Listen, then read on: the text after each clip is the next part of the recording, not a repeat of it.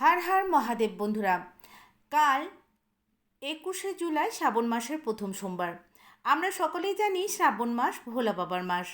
এই সোমবারগুলোতে এই কাজগুলো অবশ্যই করবেন। শ্রাবণ মাসের সোমবারগুলোতে অবশ্যই নিরামিষ আহার গ্রহণ করবেন। 3টি সোমবার না পারলে যে কোনো একটি সোমবার অন্ন গ্রহণ করবেন না, পরিবর্তে ফলাহার বা আটা ময়দা খান। শিবলিঙ্গে জল ঢালার সময় কখনো দাঁড়িয়ে বাবাকে জল ঢালবেন না, বাবাকে বসে বসে জল অর্পণ করবেন।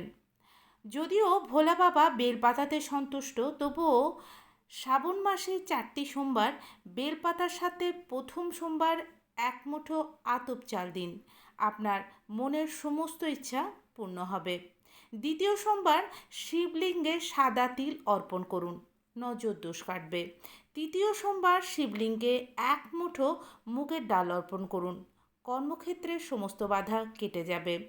চতুর্থ সোমবারে 1 মুঠো জব অর্পণ করুন, পরিবারের অসুখ বিসুখ কমবে এবং সকলে সুস্থ থাকবেন। আশা করি ভিডিওটি ভালো লেগেছে। বাবার কৃপায় সকলে সুস্থ থাকবেন, ভালো থাকবেন। আজকের মতো বিদায় নিচ্ছি। হর হর মহাদেব বন্ধুরা।